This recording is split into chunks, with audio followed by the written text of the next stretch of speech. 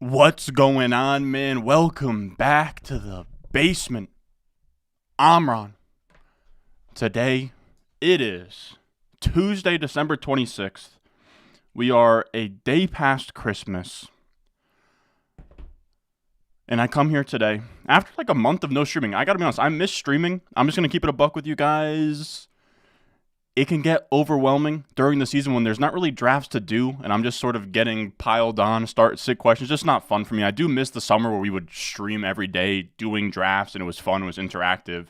But we'll have more streams in the future here. How are we doing? If you're here, leave a like. We're going to talk through, we're going to go game by game. I also have it pinned right now, my waiver wire article I do on the Patreon. I figured it's week 17. If you need waiver wire advice, that article should do it for you guys. I figured I'd give it for free for anybody who's subscribed to the channel, watching this stream, still in the mix. But I'm curious how you guys are doing. How are we? I have no expectations really for this stream, but we're going to go game by game, touch on some waiver wire guys, just kind of touch on the overall feel of things right now, and have a nice little stream. I figure we'll go, 40, 50, 60 minutes. We'll see. But it's been a brutal fantasy season. I know a lot of you guys have asked, like, Ron, how are your teams doing? How are your teams doing? I'm going to do a video after week 17, so next week, breaking down all of my teams, essentially to sort of just put a bow on everything. So I don't want to really spoil too much of how my teams are going. It's a lot of heartbreak, all right? We have some teams alive. Like, we're still in the mix to win some championships and stuff, but for the amount of teams that we actually got to the playoffs, it's been brutal. I don't know. I'm curious how you guys think, or how you guys feel, really. This year has felt more unforgiving than past years in the playoffs, where it's just been a complete crapshoot. Like, it has just been, like, more than ever this year, I am going to have third place and second place trophies. It sucks. Like, last year, I think we doubled, like, I did the math on my buy-ins across Dynasty, Best Ball, and Redraft High Stakes. We're going to do that again this year. Last year, we doubled up. I think we, like, put down essentially, like, 10,000, and we ended up making 10,000. So, revenue 20K, profit 10K. This year, we're kind of scrapping and clawing to break even right now, which sucks. But every year, you're not going to have, like, a smashing success. This year was still fine, but it wasn't, double our buy-ins in every league, which is, like, a massively successful year. I'm curious how you guys are doing. How are we in the chat, everybody? Merry Christmas for everybody out there that's watching in the chat, hanging out with us. How are we? We already got people asking me defensive questions, fellas.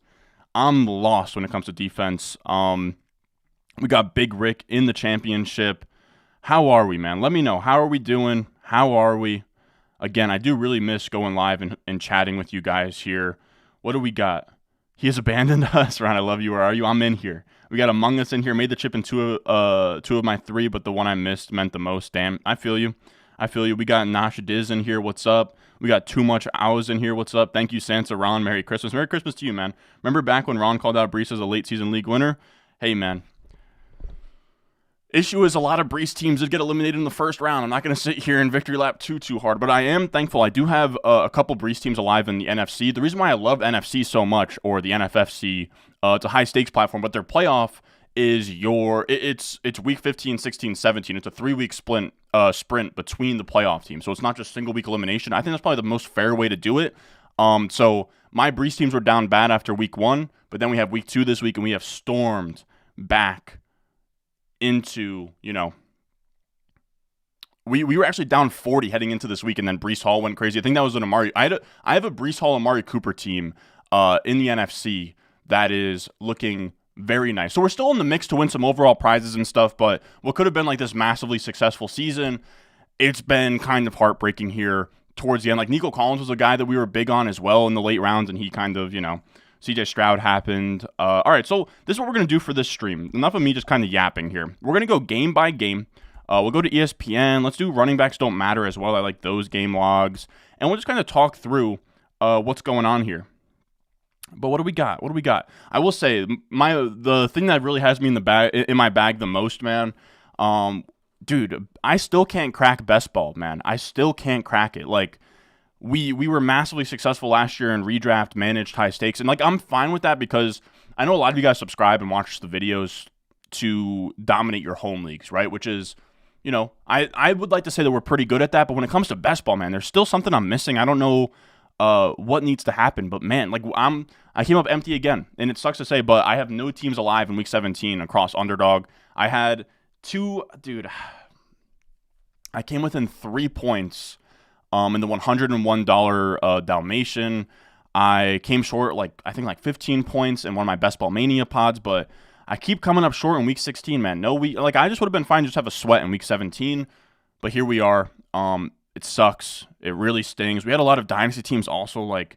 I know you said Purdy shit his pants. Yeah, I have a dynasty team. So, buddy of ours, Jacob Sanderson, he comes on this channel all the time. And actually, it was me versus him in a semifinal in the semifinal of a dynasty league that I love. And the team we had was really good. And of course, I'm feeling good going into last night. And he has Kittle. I have Ayuk and Purdy. And Purdy shits the bed so freaking bad, man, that I end up losing that game. And it just really sucks. It really sucks, dude. It really sucks. I had, this is going to be more than ever a bunch of third places and second place prizes for me. But it just is what it is, man. It's tough. It's tough to cry about variance in a game that we know has a lot of variance. And I think everyone's kind of gotten screwed this year. If you were big on running backs that we didn't really like Najee Harris and Nick Chubb, you got screwed there. If you followed this channel and you were big on we had misses, Quentin Johnson, Rashad Bateman, you got screwed there. I feel like everyone kind of got screwed equally. So I don't want to cry too much, but man, it sucks. It stings. But that's kind of the beauty of fantasy football, man. Some years you come over the top and it's success everywhere. Some years it's just, more average. But let's see. So we're going to go game by game here. And I want to start from the top because I know a lot of people start from, I was going to start from all the way on the Thursday game. We'll work our way back to the Thursday game, all right? So let's talk through the game of, I was going to call it the game of the year. I guess kind of from a hype standpoint, it kind of was the game of the year. But let's see, what else we got? You got smoked on all my high stakes leagues, but made it to the chip in the home league. That's all that matters, man. You haven't won since 2011. Good luck, dude. I love those stories. Those are some of my favorite where they're like, Ron, I subscribed to your channel. You've been going crazy for me. I haven't been able to win my home league in 10 years, or I always get screwed up in my office leagues, and it's I'm finally doing well this year. I do love it. You said made it to the finals thanks to you. Let's go, man. In championship, Keenan Allen or Amari Cooper? I would say Amari Cooper. I will say start sits are tough. It's Tuesday. I'm not doing my weekly rankings till Thursday, so I'm just talking my ass here. Made it to the semis, but got CMC'd. Rip it. It was a good run. Hopefully for next year, 100%, man.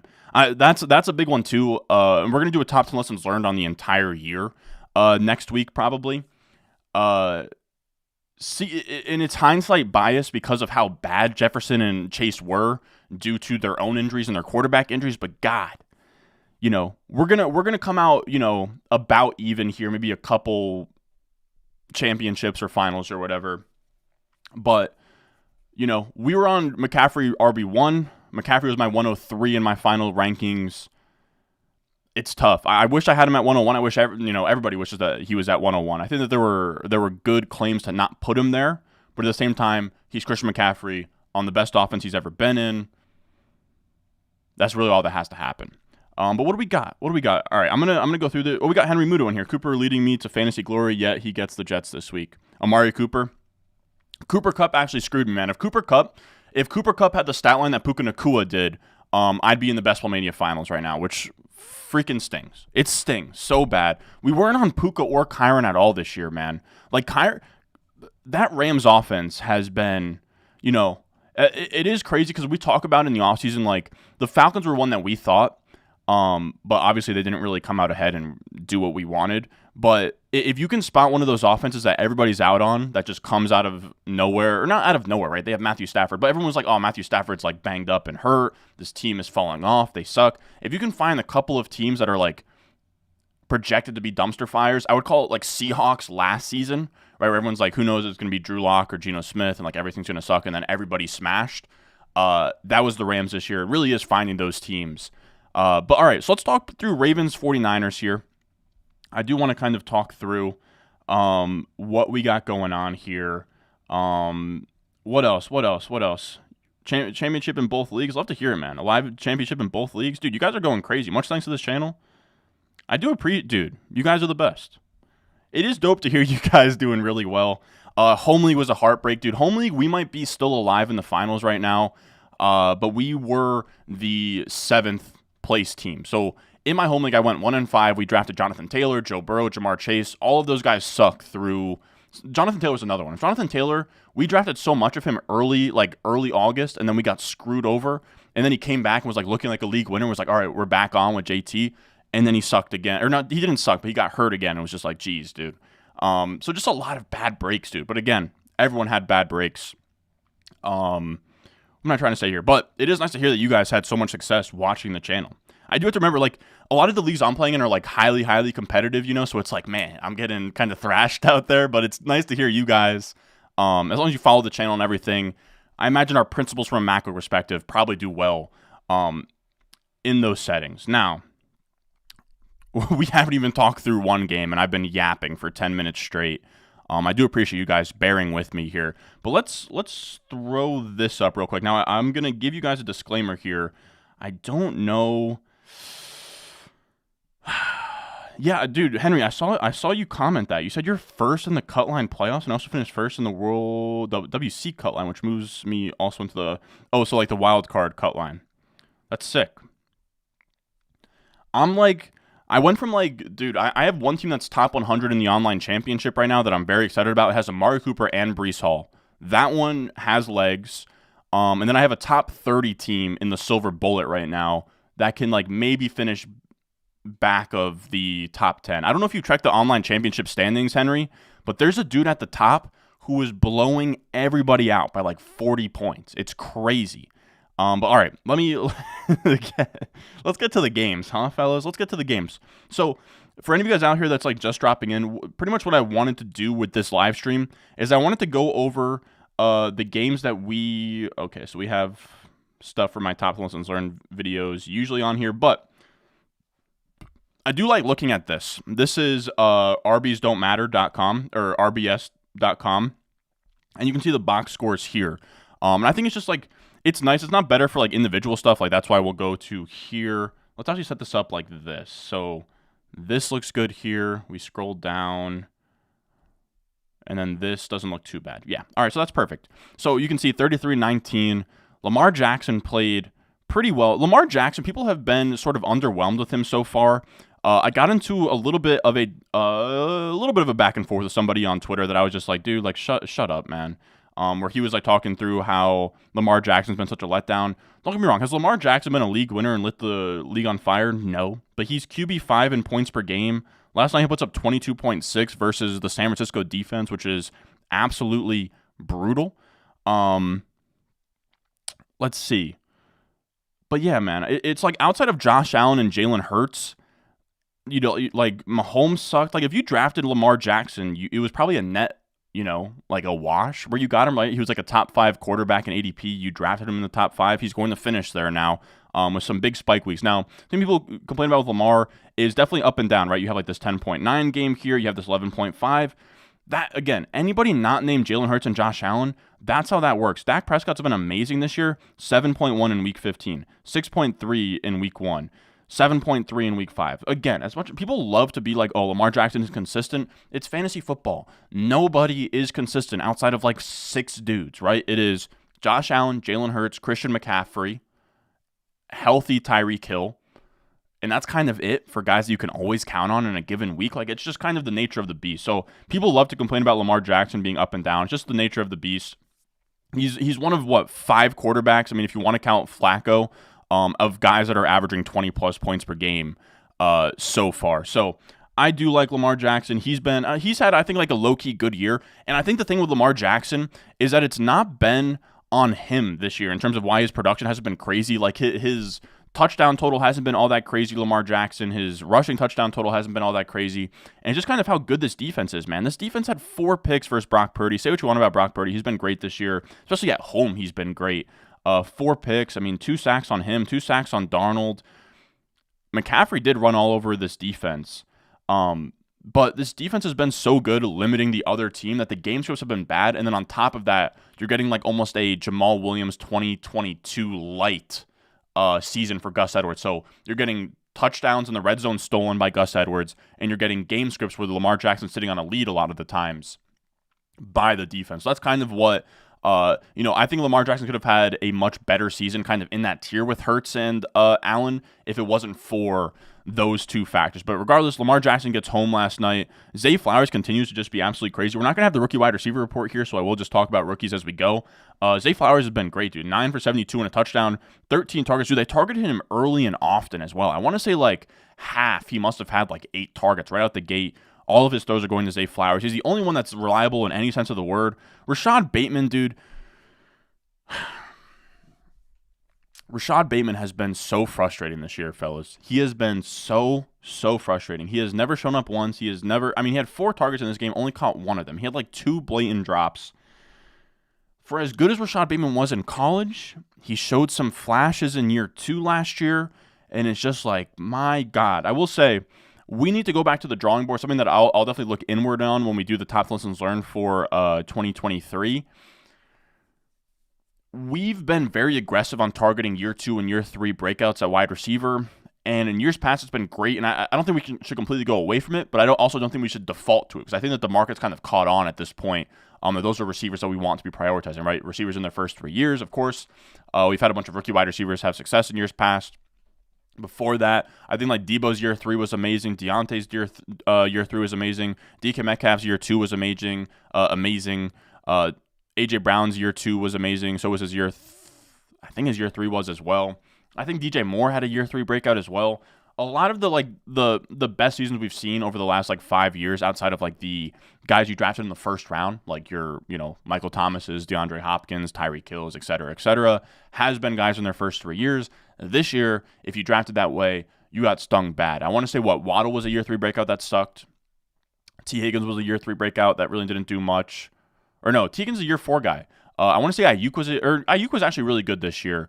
But you had Bateman, you had Elijah Moore, you had, I'm trying to think through some of those year 2 guys from that last class. So you had Jahan Dotson, who sucked. You had Treylon Burks, who wasn't good. George Pickens had his spots. He had that early stretch of games with Deontay Johnson hurt, and then he's had kind of this, that massive game on Thursday Night Football. But the year 2 and 3 wide receivers have stung everybody, and it starts with Rashad Bateman. Odell was a guy I needed in my Best Ball Mania team to do anything, and he did nothing, let us down there. But it was interesting as well. I will say for the, and I'm actually going to pull this out in a second. Let's see. Let me pull the, it should be pinned at the top of this live stream, right? But it's my waiver wire article that's usually Patreon exclusive, but I figured, again, it's week 17. If you made it this far, I appreciate you. And if you're watching this video, I appreciate you. No, we didn't pin it. I'll pin it right now, fellas. But the pinned comment is my week 17 waiver wire article that you can just look up for free, but we're going to kind of just put that up here on the side to sort of go back and forth with here. So what I wanted to just touch on real quick is I did have Justice Hill as a waiver wire ad. We have Justice Hill. He did outsnap Gus Edwards 62% to 43%. He outtouched Gus Edwards 13 to 10. I mean, he has Miami this week. Maybe it's a little bit of a shootout. It's not all that pretty, but he did get some run, right? 10 for 26. He did get, 3 catches, 31 yards. I don't know. I don't like him, or I don't love him, but desperation guy. Now, on the 49ers side, it was good to see Sam Darnold get out there, man. As a Jets fan, I do like me some Sam Darnold. Rooting for him and Sam Fran if he ever gets that call or whatever. But Purdy, all-time just implosion game. Throws 4 picks, gets benched. If you had Brock Purdy, you got killed. And the crazy part is that Brock Purdy sucked, and even still, everyone got home besides Debo. Yeah, I mean, McCaffrey 14, 103 and a touchdown. Kittle 7, 126. Ayuk 6 for 113. Debo was the only one who didn't get there. 6 for 28 for McCaffrey. So this offense is a juggernaut regardless. Now, moving on to the next game. I wish I had a more detailed way of doing this, but we'll just go to scores. So Raiders Chiefs is the next one. This is the one that's just the Chiefs this year have been so weird. I'm going to be honest. I'm a fish. I hopped on to I bet Chiefs live money line after they got down, and it just didn't do anything. This is Noah, Basement World Cup, going to be sweating this week. I love it, dude. I have a lot of fun in those tournaments that we do for the Patreon. You said you're 9th in the online championship. I love that. Followed your advice up to the draft and the rookie rankings and got Rashi off waivers early, and I'm in the chip and dropped 150 love to see. I will say that's something I think that we did really well on this year was the rookie wide receiver report and then also covering them on the waiver wire video. I feel like we were on top of Tank Dell. I think we were on top of Rashee Rice.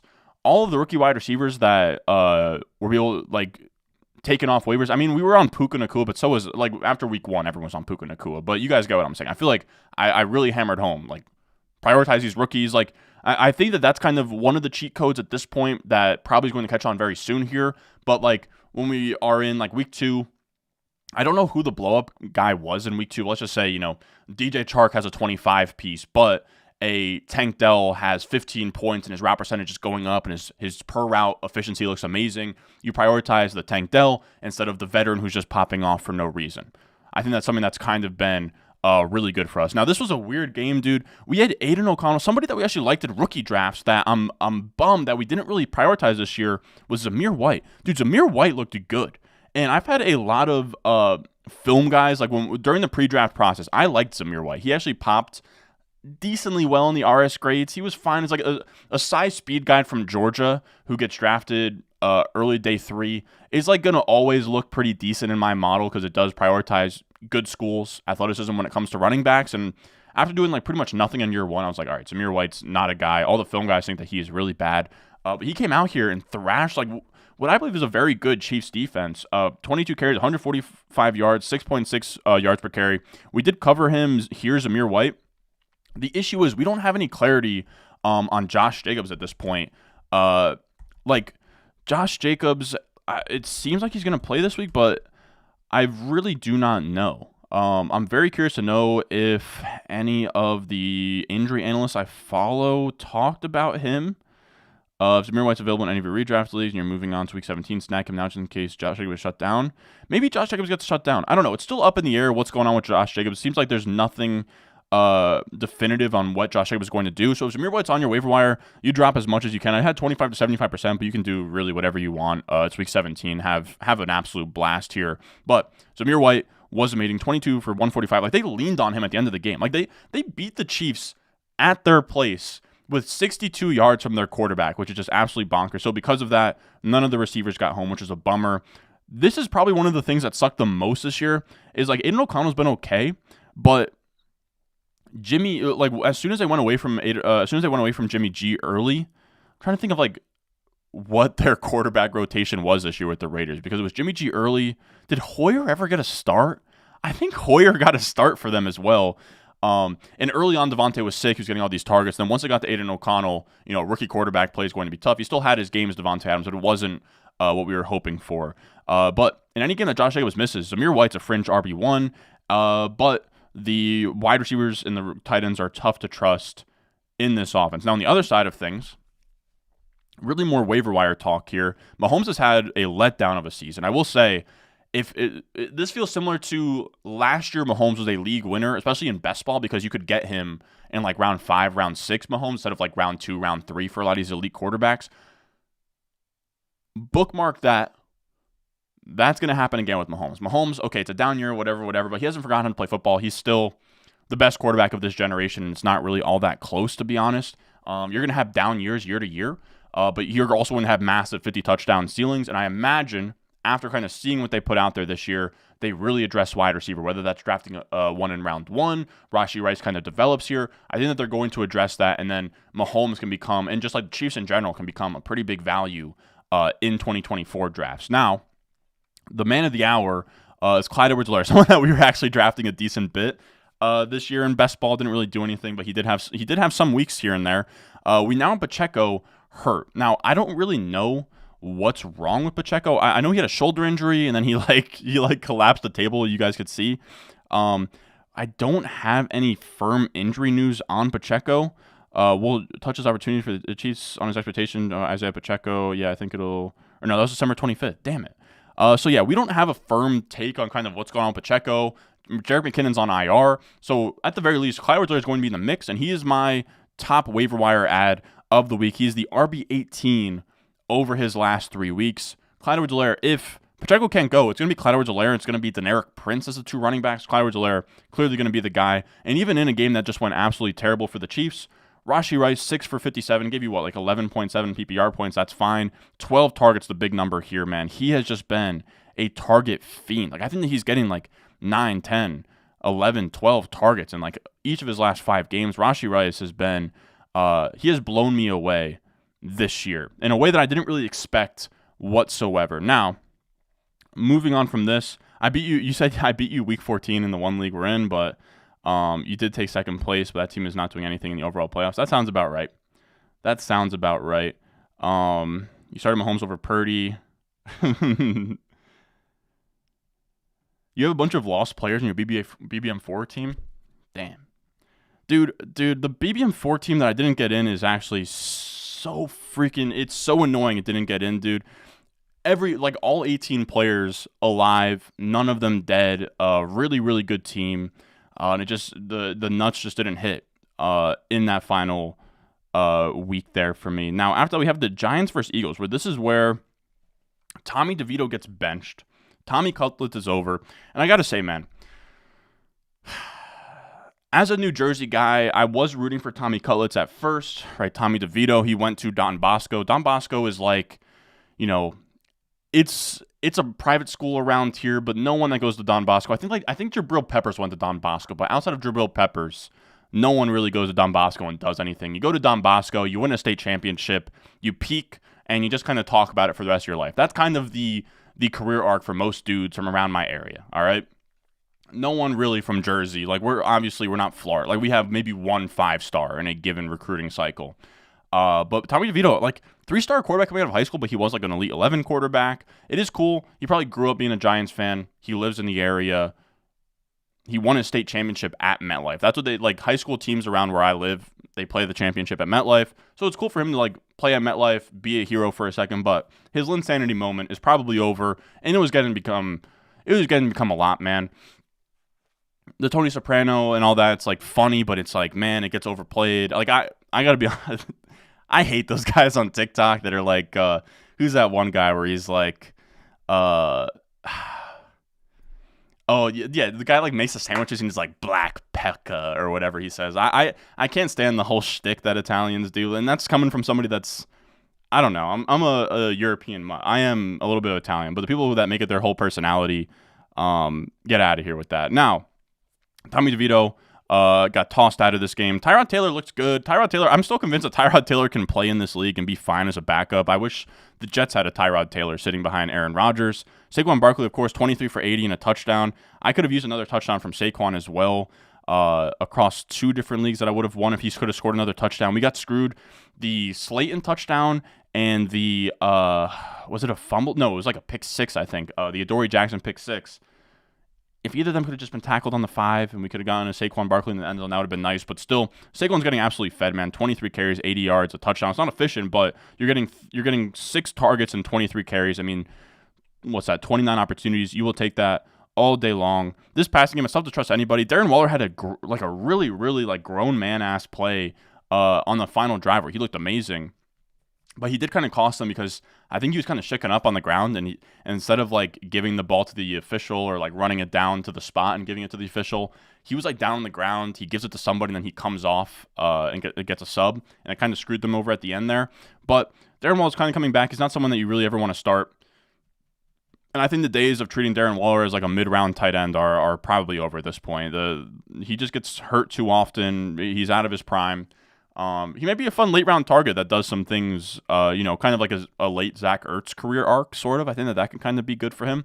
But yeah, man, it's tough. It's interesting to see that Daniel Bellinger also got 5 targets as well, 3 for Slayton. Wandale got a ton in this game. He got 7 targets, especially on that last drive. They were targeting the hell out of Wandale. Nothing really came of it, but it is interesting. Again, if you're in a really weak league, I did write him down. Wandale, 7 targets. He's had 7 targets for 2 of his last 3 games against the Rams this week. If you're in a really, really deep league and you are down horrendous, maybe go look into that, but I probably wouldn't. I am curious to see how they had this. What was it? It was Giants versus Eagles here. Is it just going to be? Yeah, there we go. So I am curious to see kind of how the EPA shook out. Yeah, Tyrod Taylor played well, man. Played well. 15.3 yard, 8.21 EPA per play. I mean, that's going to cut it every single time. Hurts played well as again. Jalen Hurts. Say what you want about him. He hasn't really had the great IRL year this year, but dude's as good as it gets for fantasy football with the tush push.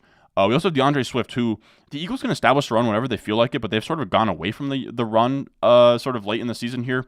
They sort of went back to it. 20 carries with DeAndre Swift. That's what we like to see. 20 for 92 and a touchdown. Sounds about right. We had 11 targets for A.J. Brown. Didn't really do much. 5 for Devonta Smith. 479 on a touchdown. Again, that sounds about right. That's kind of what we've been accustomed to this entire year. Now, after that, what's the next game we have here? We have let's do Patriots Broncos. Why not? Let's open this link over here so you don't have to keep doing that. But this one, I gotta be honest, I didn't watch a ton of it. I'm just gonna be straight up. I did not watch a ton of it, man. Patriots versus Broncos, an absolute barn burner it seems. The Patriots win. Zeke had 11 targets, 9 catches, 33 yards, and a touchdown. I was looking at 12 carries, 27 yards. I was trying to figure out how he scored so many fantasy points. That's why. We see Kevin Harris getting some run. Kevin Harris is a fun prospect out of South Carolina that's kind of been getting some run here. That's worth noting a little bit for like super deep leagues and dynasty leagues. Demario Douglas as well. One of these late rookie wide receivers I think could do well. 5 for 74 is great. 8 targets. Leading wide receiver on this team, Demario Douglas. I think we wrote him down as well as an ad. Yeah, rookie wide receivers have a knack for popping off this time of year. We have Demario Douglas as a fun little waiver wire ad if you are in need of a wide receiver or running back. And as long as Ramondre Stevenson is out, Zeke, even being this efficient, is still going to get there no matter what. Nothing else really sticks out. We have Mike Gesicki. I did write a note in the waiver wire column here that if you need a tight end and Gerald Everett and Tucker Kraft aren't available, I don't mind at all going Hunter Henry. And if Hunter Henry doesn't play this week, you can go Gesicki as well. Just like start one of the two of them, whoever's healthy, whatever. That's probably a decent strategy at tight end. Then we had Jaleel McLaughlin have a pretty decent game where he had 6 carries, 37 yards. He had 4 catches for 30 yards. One of the more like Jaleel McLaughlin oriented games after sort of seeing the box score, but he's still kind of the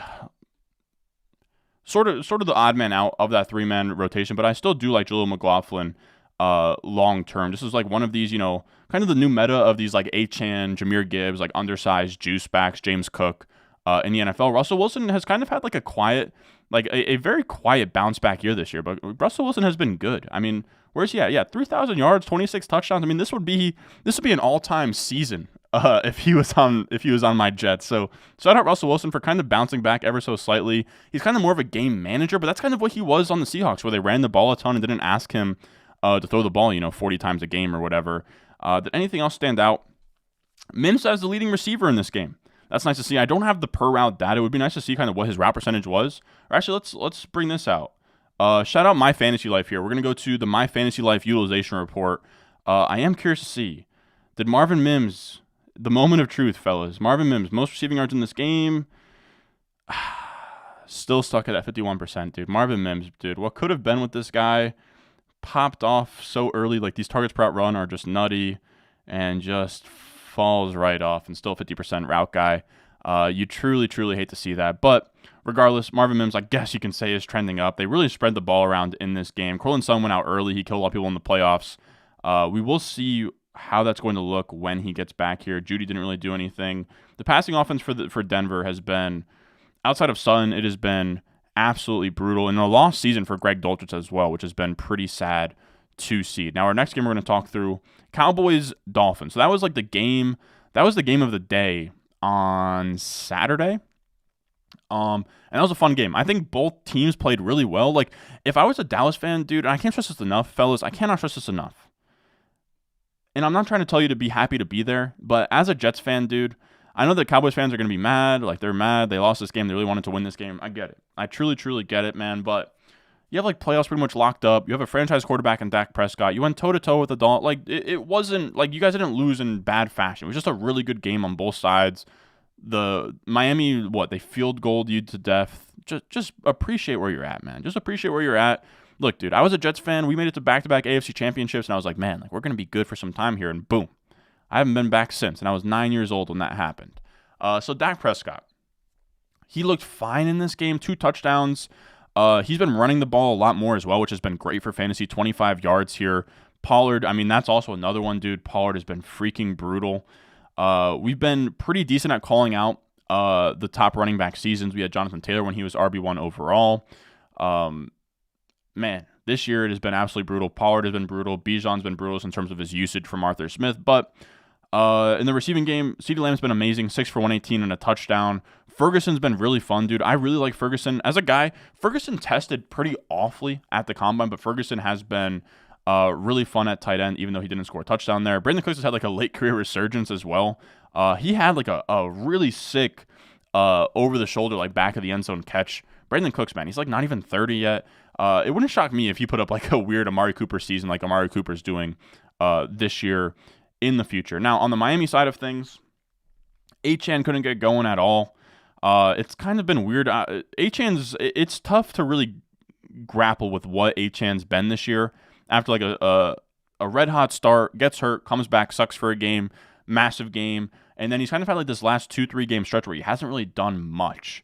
It also comes down to Mostert just being really, really good at this point. There's only one passing touchdown, it was to Raheem Mostert. He has just been Raheem Mostert. If anybody's this year, Jamal Williams, it is Raheem Mostert. Shout out to you if you drafted him.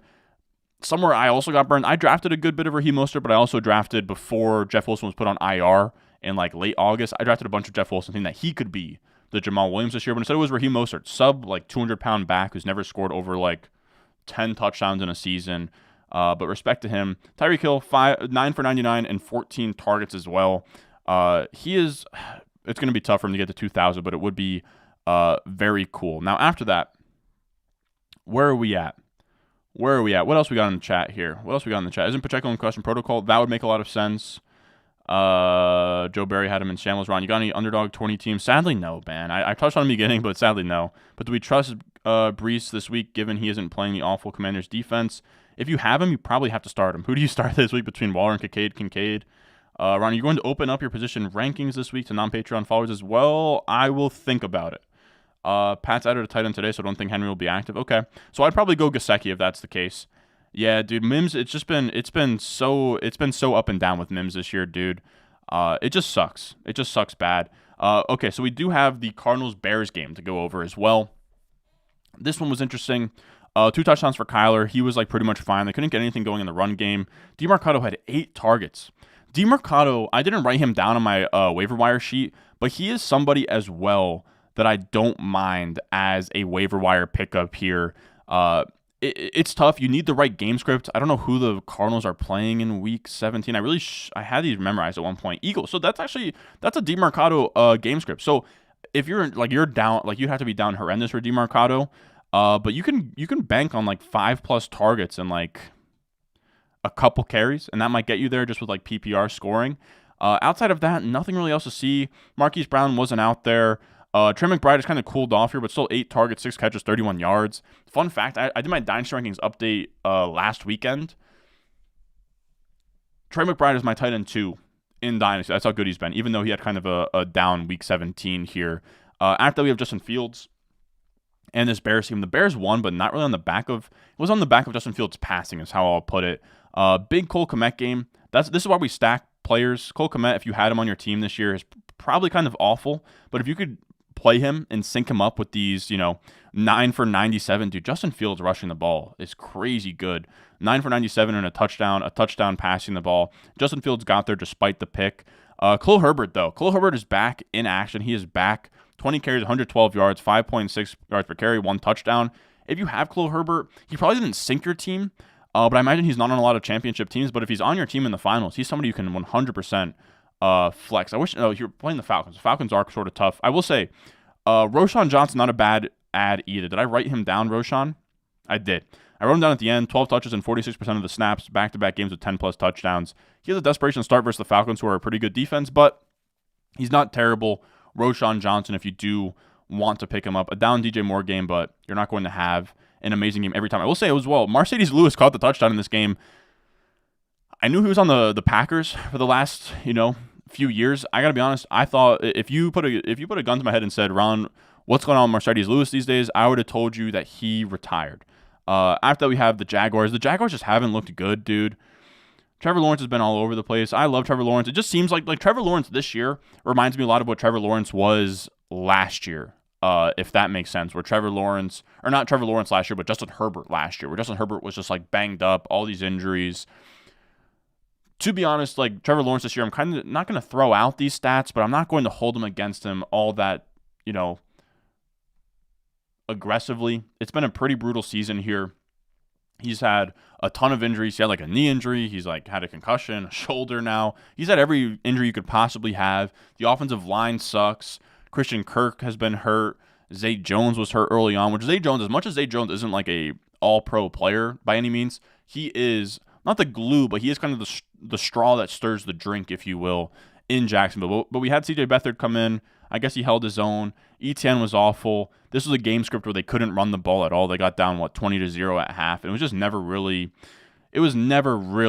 in their range. You did have a huge 2-touchdown Calvin Ridley game, 10 catches for Evan Ingram. So the passing option still got home in Ridley and Ingram. You had a stinker from ETN though. Who did the Jaguars get in Week 17? I used to know these on top of my head, man. I'm trying to guess. Is it like Houston? No, it's the Panthers. Panthers are a weird one. Panthers, I guess that's a good ETN game, but we'll see. I mean, nothing really comes cheap. We'll see what's going on with Trevor Lawrence. I wouldn't start him. He's somebody now at this point that you can't really trust in the finals. Baker's been great. He's almost like this year's Geno Smith. I think he's going to get a real deal here. He's been amazing. Rachaad White, just an absolute volume king. 20 for 39, though. Struggled in the run game in this game. I needed him to do more than this. 1 touchdown. He did have 6 for 38. So, I mean, the volume he's getting, 7 targets, 20 carries. It's tough, man, because Rachaad White, I labeled him as a dead zone back, which he has been, but he's almost getting so much more volume, and it never got away from him, right? Like Miles Sanders was kind of the same way, where early on he got similar stat lines to this, but Chuba Hubbard overtook him. Never really happened for Rachaad White. I think it's a mix of Chase Edmonds and them being pretty bad, and it's also a mix of Rachaad White did this week, but like the last 8 weeks, he's actually been efficient and playing well. 2 touchdowns for Mike Evans, 6 for 78 for Chris Godwin. Kind of has been the story of the season for these two guys. Massive Mike Evans games, which are like PPR floor games from Chris Godwin. Now, after that, we have the Browns-Texans game. Dude, Joe Flacco, man, I don't want to rant about the Jets much at all on this, but dude, like, Joe Flacco was a Jet for the last 3 years. Our quarterback tears his Achilles, and Joe Flacco is on the couch ready to sign.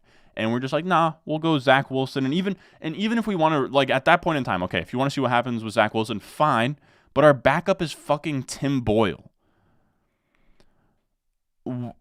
Why we never got Joe Flacco to be the backup to Zach Wilson at that point in the season is so far beyond me. It hurts. And for that reason, I think everybody should be fired for that decision. It's insanity. Kevin Stefanski, what they're doing over there, they lose their quarterback. You know what? We have an elite defense. Let's still try and win games, make the playoffs. That's what they're doing. Kevin Stefanski's done a hell of a job. The GM over there has done a hell of a job. Shout out to the Browns, dude. This is how you run an organization the right way. And the Browns are like the Jets, where they're a cursed franchise. And even then, they're still 10 times as competent as the Jets here. But it's not a perfect game by any means for Joe Flacco. None of these have been perfect games for him, but he's been competent enough. We're 8.8 yards per attempt, 3 touchdowns, 2 interceptions. He's at least giving you enough good to offset the bad of a lot of these picks and kind of errant throws. He's pushing the ball downfield. It's all amazing stuff. And then, of course, you have the Amari Cooper. I mean, he broke a Josh Gordon record, which hats off. Anybody breaking a Josh Gordon record on the Cleveland Browns, if you haven't already, look, I think it was was it 2014? I think it might have been 2012, but Josh Gordon had this season where he played 14 games and he led the league in receiving yards in a time where Antonio Brown and Julio Jones were living and breathing and playing a 16-game season. And on top of that, Josh Gordon had 3 different quarterbacks. He had Deshaun Kaiser for a ton of it. Hate what happened to Josh Gordon's career, but special player. And Amari Cooper broke, I think, his single-game receiving record for the Browns, 265 yards, 11 catches, 2 touchdowns. Amari Cooper, man, somebody who was a Jamar Chase, a Marvin Harrison Jr. coming out of school, kind of really let down those expectations, but he's had this prime that has spanned for so long, and he's been so good for so long. This year is kind of tough. I think he's going to still end up as a wide receiver too, like he always does, but his spike weeks this year have been very, very impactful. We still had a 9-target game for Njoku. He's been amazing with Flacco, but this one he didn't really, he scored a touchdown, 644 and a touchdown. So everybody got home that you kind of needed. Dud Elijah Moore game, but nobody's really starting him at this point in the year. The running backs have kind of just been a jumble where Jerome Ford comes out ahead with the most volume and a touchdown at this point. Now, on the other side of this game, We had the two quarterback system where Case Keenum and Davis Mills, they weren't quite alternating drives, but they were alternating. Case Keenum had 2 picks. You had Davis Mills with 2 touchdowns. Outplayed Case Keenum here. They didn't really get much going in the run game. I was shocked to see Dameon Pierce on a return of any kind. I think Dameon Pierce scored on a kick return.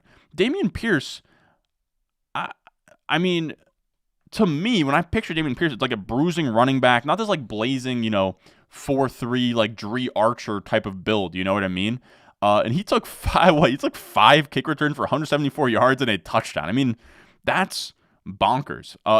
This is actually so ass backwards. They have Robert Woods taking punt returns, and they have Dameon Pierce taking kick returns. That's just a funny nugget, in my opinion. Now, regardless, Dalton Schultz has really earned some goodwill this year. He's been really good, dude. 11 targets, 8 catches, 61 yards. If CJ Stroud was still healthy, he would be balling out. So would Noah Brown. So would Nico Collins.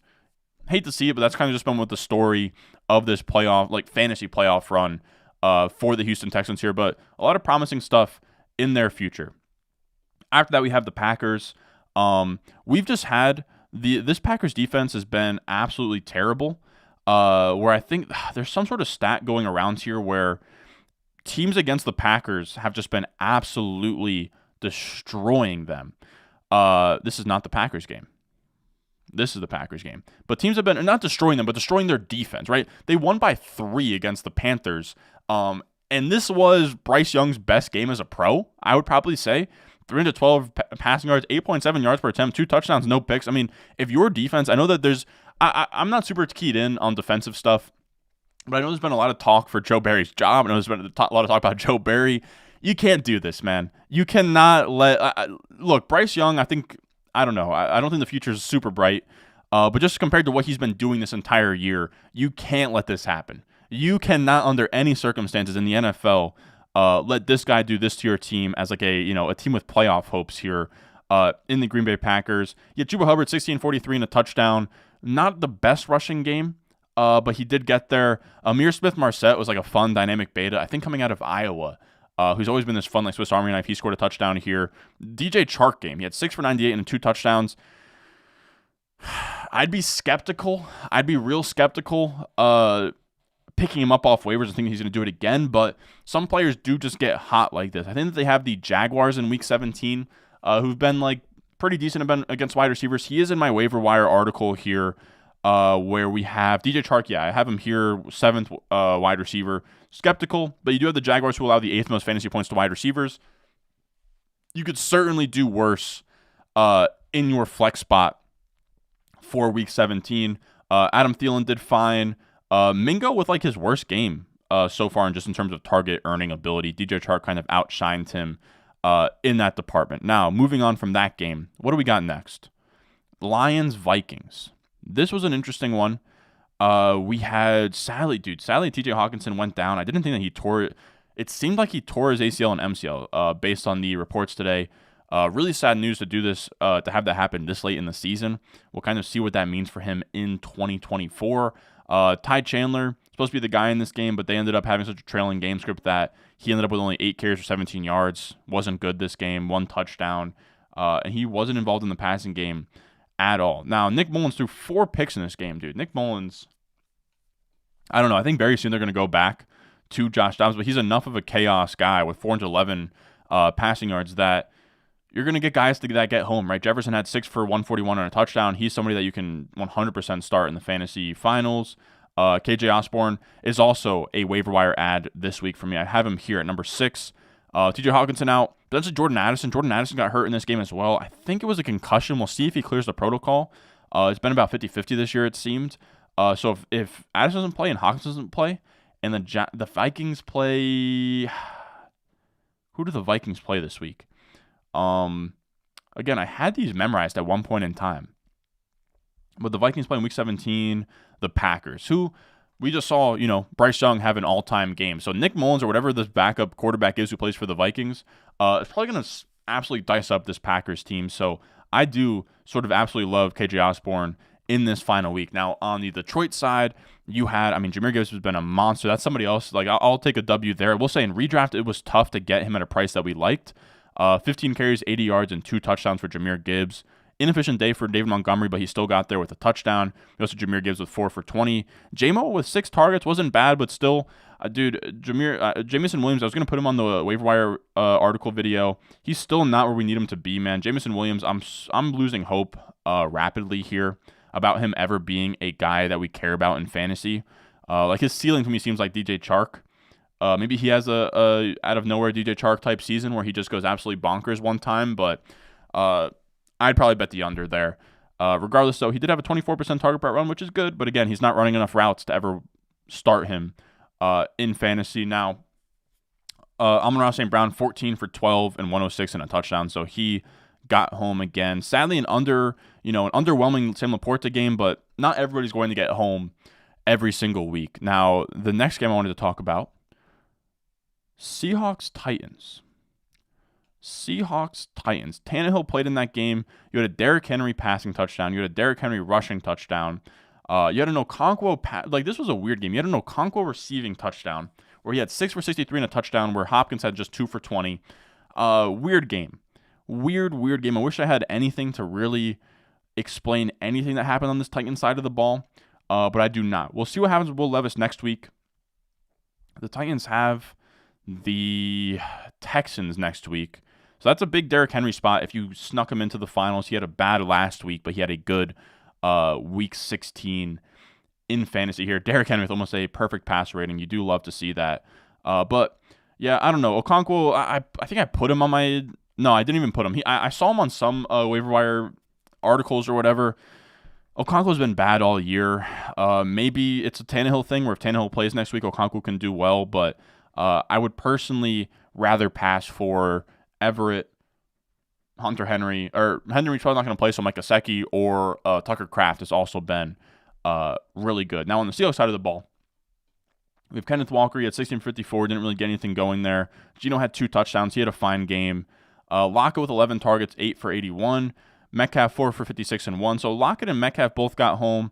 JSN, kind of what he's been doing all year, 6 for 61. Not all that sexy, second in targets, but the ADOT's been so low, the yards per reception isn't anything too juicy, so not really all that exciting for fantasy football. Now, what else we got in here?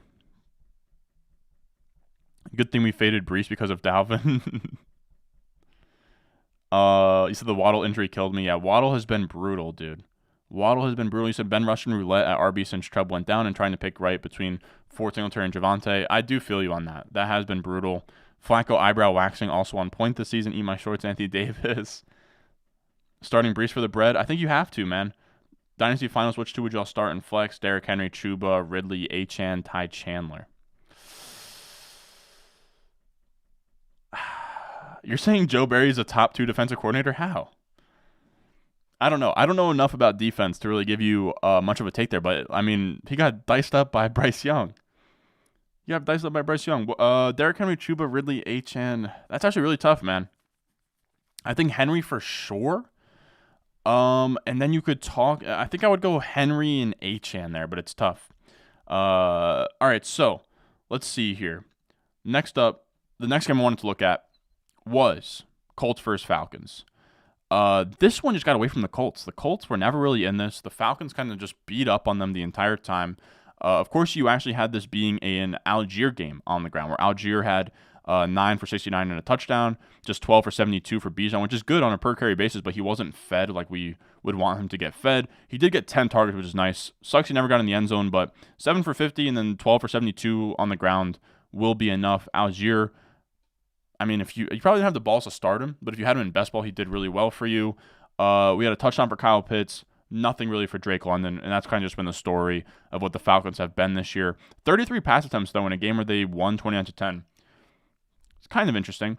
But then you have Gardner Minshew on the other side. Bad game. I think we can definitively say now, Minshew was a guy that I think a lot of hipsters in the football space, maybe me included at times, have been like, oh, Gardner Minshew could maybe be a starting quarterback somewhere. Gardner Minshew's super underrated.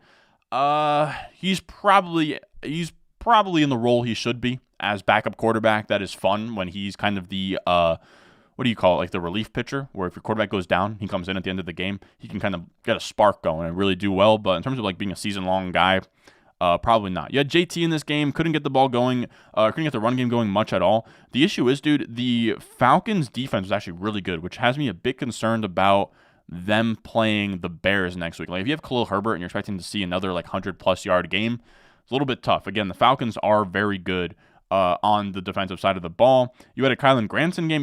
These guys, the Colts love, and it's hilarious too because it's kind of followed through where it was a Reich thing, where Reich would have Mo Alley Cox and he'd have was that Jack Doyle at the same time as well, and now it's Kylan Granson, Will Mallory, the rookie. You have Mo Alley Cox mixing in. You have so many tight ends in there. Sucks. Josh Downs 6 for 39 wasn't a great game, but he led the team in targets. We were on him last year.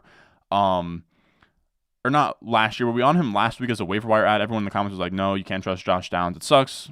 Process was there. 9 targets. Didn't really turn into much. But if you started Josh Downs, you probably are fine with that. If you flexed him and got 9.9, he at least wasn't a dud in your lineup. Now, moving on, we have Commanders versus my Jets. I would have loved the Jets to lose this game. I want a better draft pick, but don't get it confused. I get so many people yelling at me on Twitter. You really expect these athletes to lose games on purpose? No. I know they want to win. I know that they're playing for their fan. They're playing. It's an audition. They're putting tape on the field for contracts and stuff. But as a fan of the Jets, I hope that they lose. I hope that they try their best, but I hope they lose. I do. They sleptwalk through the Las Vegas game at Las Vegas. They sleptwalked at home versus Atlanta. They had tons of opportunities to extend the shelf life of this team in this season during a season in which Joe Burrow went down, during a season in which Justin Herbert got hurt. The Chiefs aren't what they used to be this year, and you had so much open right up. You had Deshaun Watson go down. You had so much open right up in the AFC, and they squandered that opportunity. So seeing them win meaningless games like this, it does kill me inside. And I think that's fair to say. Now, when we talk about this game, you had Sam Howell. I mean, dude, this Jets defense is unreal. I hope that Sauce Gardner gets a second All-Pro in 2 years. He has been an absolute monster. He locked down Terry McLaurin in this game. He locked down everybody that they had. They had no answer for this defense. 6 for 22 for Howell, 2 picks. But I will say, Jacoby Brissett did come in and play pretty well. Jacoby Brissett, a guy who I wish the Jets went out and said, hey, we will get Jacoby Brissett for a conditional 4th. If Jacoby Brissett does X, Y, and Z, it'll become a 3rd. Please hand him over. But no, we sat on our hands. We said, no, Zach Wilson's the answer, and if he's not, then Tim Boyle is. And we pissed away a season with a top 5-ish defense. Now, Jacoby Brissett looked good. I don't know that he's like Gardner Minshew, where I think that he's going to look good in spots, but I don't think he's ever going to be someone that you need as your starting quarterback ever. But he's a great backup to have, which the Washington Commanders do have him as a backup. Yeah, Logan Thomas scored a touchdown. He's somebody where if he's floating around on waivers, I guess you could go for him, but he's been someone towards the end of the year that's kind of fallen off. 6 targets for Curtis Samuel, only 1 catch. It's tough. It's tough to really expect anything versus the Jets defense. Now, Chris Rodriguez is interesting. I wrote a little blurb on Chris Rodriguez in my waiver wire article here. Rodriguez, he had 2 touchdowns on just 11 touches. He did have 10 touches the week before, and he had 5 fantasy points. Chris Rodriguez, I talked about him earlier in the year. He's essentially Benny Snell, dude from Kentucky, between the tackles grinder. But in games without Brian Robinson, if he's the goal line back, that's an interesting role, I guess, as a flyer. But they do get the 49ers this week, so I don't think they're going to really get many goal line opportunities, period. Now, I will say, if anybody out here that's stumbled upon this stream, this article I'm looking at right here is the pinned comment. I'll probably link it in the description and down below. Or no, I'll link it in the comments. I'm not going to put it in the description. But it's usually exclusive for the Patreon. I'm giving it out for free. If you're in week 17, you earned it. And if you're watching this video, I do really appreciate your support. Now, is there anything else to really touch on? Oh yeah, the Jets. Breece Hall, freaking amazing, dude. If you slept on Breece Hall because of Dalvin Cook, and you said, oh, well, Dalvin Cook's going to come in here, he's going to ruin the season, you were sorely mistaken, and you got saved by Rodgers' Achilles injury. Because if Rodgers didn't snap that Achilles, Breece Hall would have had a season that wouldn't have matched McCaffrey, but in my eyes, I think he would have been the clear RB2 in points per game. If we had a full season from Aaron Rodgers and a full season from Breece Hall, I am sorry. Say whatever you want about the offensive line. The offensive line played in this game against, of course, they don't have Chase Young or Montez Sweat. They have multiple first-round picks on there, and Daron Payne. Who else? I don't know who else they got on that defensive line. I don't know. But you guys get what I'm saying. Breece Hall, amazing. 20 carries, 95 yards, and 2 touchdowns. He also had 12 catches, 96 yards, 16 targets for Breece Hall. Absolutely insane. I think that there's like a stat out there of like Breece Hall. What's the stat, man? It's like Breece 95 plus. Is this it? Yeah, most career games with 95 plus rushing yards and 95 plus receiving yards. It is Walter Payton has 3, and then it's Breece, Priest Holmes, Brian Westbrook, Larry Brown, Thurman Thomas, and everybody else has just 1. Breece Hall, special talent, catches the ball, is explosive, is amazing, and I cannot wait to see what he looks like a year post ACL. So now he's going to be completely healed up with hopefully a healthy Rodgers with an actual contingency plan in case if Rodgers goes down. But regardless, Breece Hall, exciting player. 15 targets for Garrett Wilson. That's been the story all year. 15 targets. He's been a target hog as well. Garrett Wilson, if Aaron Rodgers stayed healthy, we would have had in my eyes, a top 10 season at worst from Garrett Wilson and a top 5 season at worst from Breece Hall. We were all over them. It sucks. But that's kind of just been the reality of this season. Now, we do have a super chat. I do appreciate that. $5 from Chespy. What's up, man? Made the finals in my second year of fantasy football after never watching football before, mostly thanks to you. Merry Christmas and Happy New Year, my man. I appreciate you, dude. I appreciate you. Good luck in your final, and I do appreciate the super chat, man. Please tell me what is your all top 3 RB: Montgomery, Pacheco, Kyron Williams, Pollard, Hall, Hubbard, or Elliott? Huh? As a Keenan Allen, Stephon Diggs owner, I'm holding on by a thread right now. Really agree on your Breece take. I'm snatching him up wherever I can next year. If he's outside the top 10, he's a steal. I agree, man. Poor man's Walter Payton. I kind of like that. But all right, so let's go to the other games here. We now have the Saturday games where we had a really weird Bills game. Bills-Chargers. Josh Allen had a boneheaded pick, as he always does, but he was super efficient. He had 11.3 yards per attempt. You had Leonard Fournette play over Latavius Murray in this game. 5 carries, 20 yards. Nothing too crazy, but Leonard Fournette wouldn't shock me if he got in the mix. If you're out there doing playoff best ball, which I want to do a stream here very soon, maybe even as soon as like Friday or Thursday, and stream a playoff best ball team for you guys or a couple playoff best ball drafts for you guys. Leonard Fournette, very interesting guy for the Bills. Maybe he scores like a random touchdown and gets you in. You had 2 rushing touchdowns for Josh Allen, a touchdown through the air. Again, if your quarterback wasn't Josh Allen or Jalen Hurts, you did not get consistent, dominant quarterback performance in fantasy. And again, you can't really expect consistent, dominant performance in fantasy regardless. It's a random game. Gabe Davis, crazy game. If you had the balls to start him, good on you. If you played in best ball and Gabe Davis did well for you, good on you as well. Stephon Diggs has been freaking brutal because Josh Allen's been balling out and Stephon Diggs has sucked the last couple, and he's getting targets too. I don't know what it is, man. Let me rephrase. I don't think that he sucks. He does not suck. He's Stephon Diggs. He's one of the best wide receivers in the league, but god damn it, he has not been putting up the stats, man. He has scored 1 touchdown in his last 5 games, and he has gone over 50 receiving yards once in his last 5 games. It has been a brutal late season run out for a guy that was like averaging 20 points per game and like through the first 8 weeks was like a stud receiver for you. So if you had Stephon Diggs on your team and he let you down, it's been absolutely brutal. And Dalton Kincaid's been rough ever since Dawson Knox came back. I wish I had something encouraging to say about Dalton Kincaid at this point, but it has been brutal ever since Dawson Knox came back. When did Dawson Knox come back? Week 14 here. So yeah, dude, this is bad actually. This is really bad. I didn't know how bad it truly was. But he goes from 86% of the routes to 68% to 52%. Yeah. He's probably, like, in my head, if I'm doing, let's see this real quick. So, like, let's do since week 14. Let's do, like, him. This is actually a really cool showcase for this tool here. Again, if you haven't looked at this before, this is my Fantasy Life utilization report. It's a really cool tool. And if we do, let's do Kincaid. Let's just do Kincaid versus some waiver wire options. Let's do Kincaid. Let's do Everett. And then let's do Tucker Kraft. These are like my, Tucker Kraft and Gerald Everett, my top 2 tight end ads this week. Yeah. Oh, okay. Dalton Kincaid still over the last 3 weeks. Oh, no. That's over the last season. Let's do since week 14.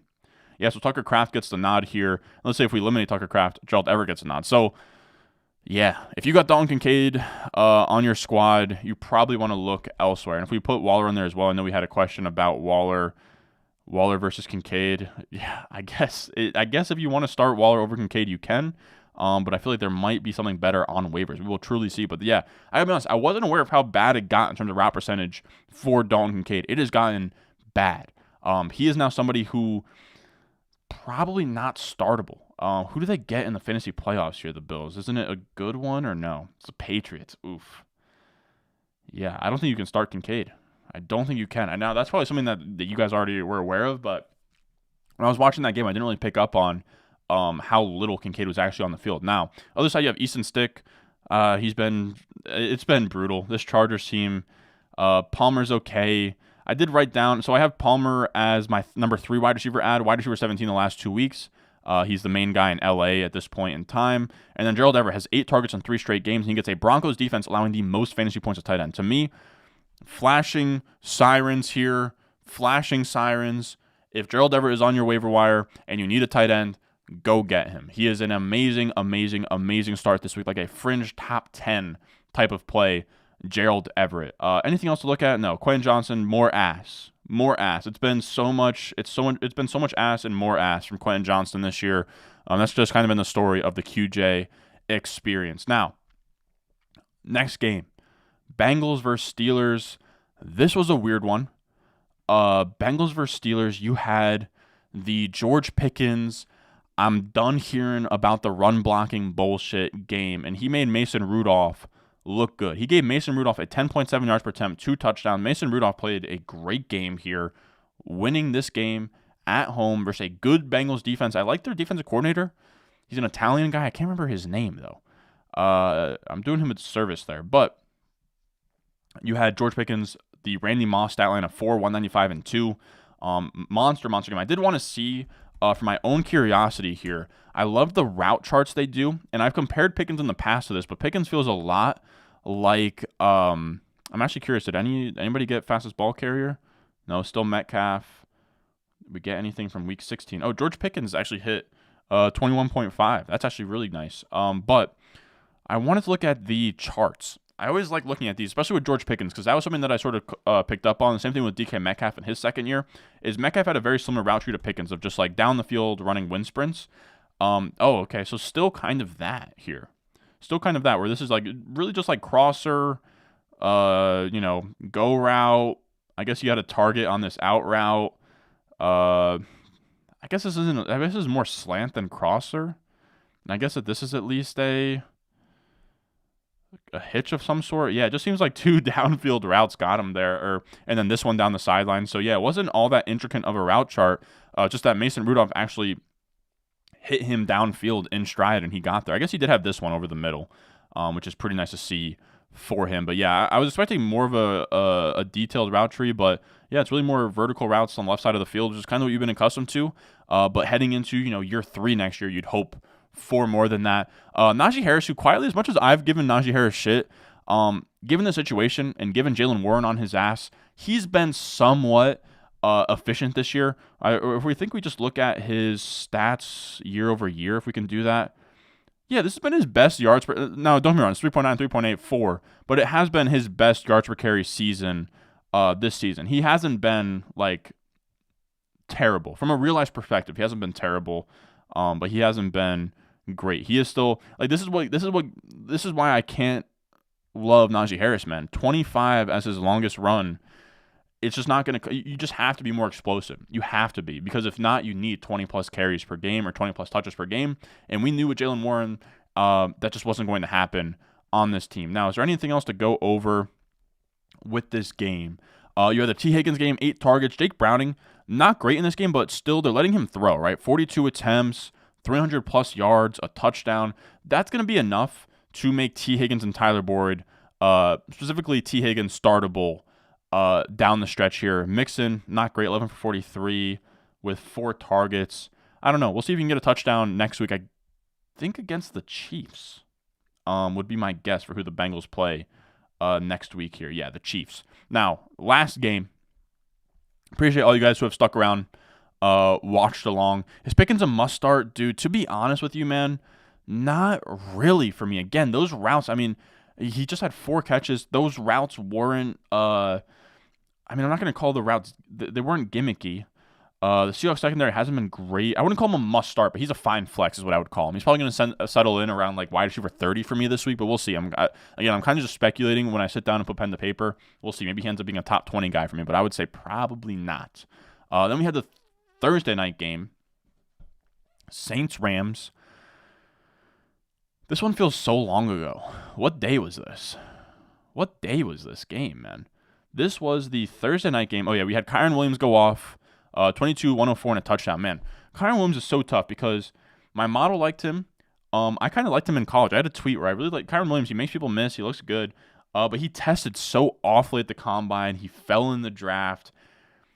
It's really just if Sean McVay drafts somebody, respect him. And also, I think that there's something as well where running backs we expect to do well early on in their career, right? Where if you grab like Zamir White and I think Kyren Williams, they're both in the same draft class. They did nothing in year one.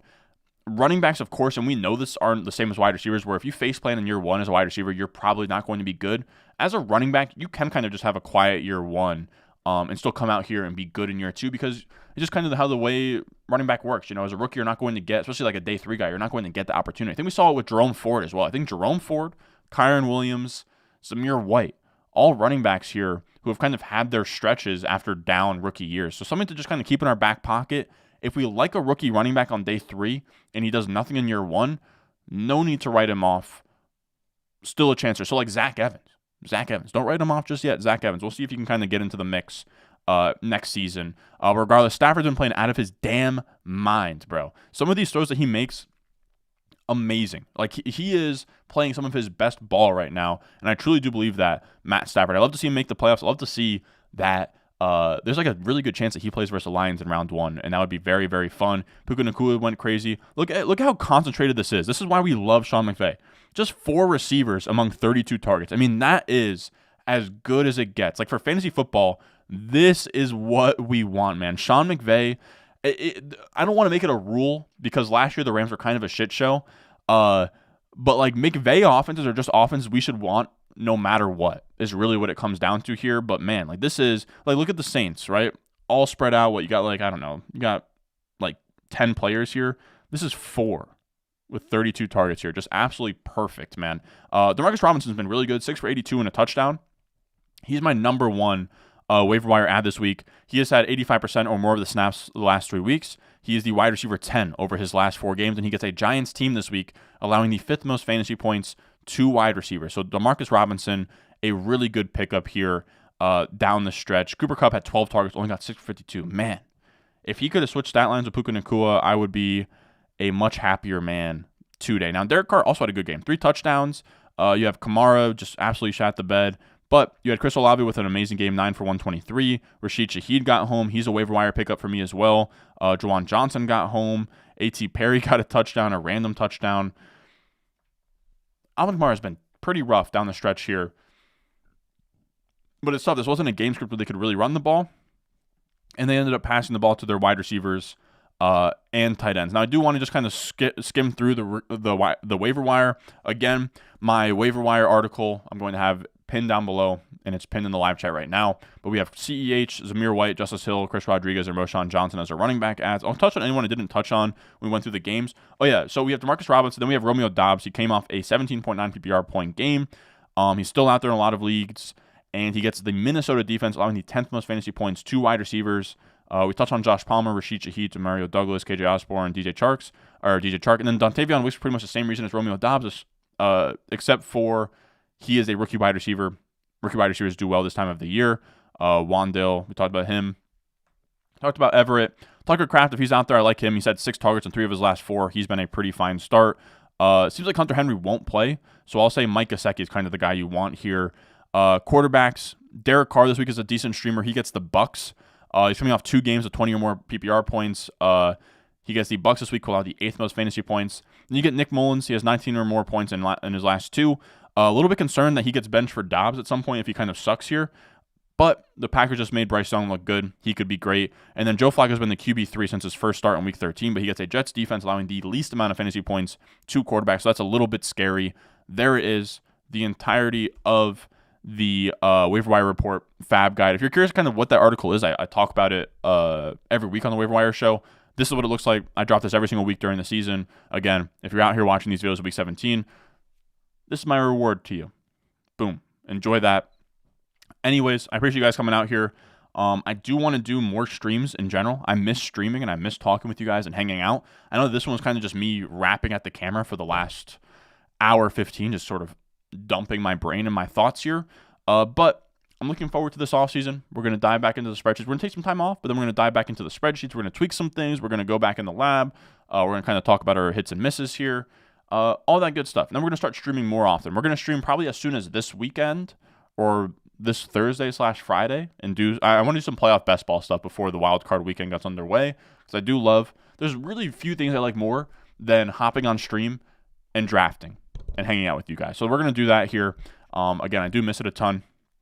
I love y'all. I appreciate you guys coming out here, watching this stream.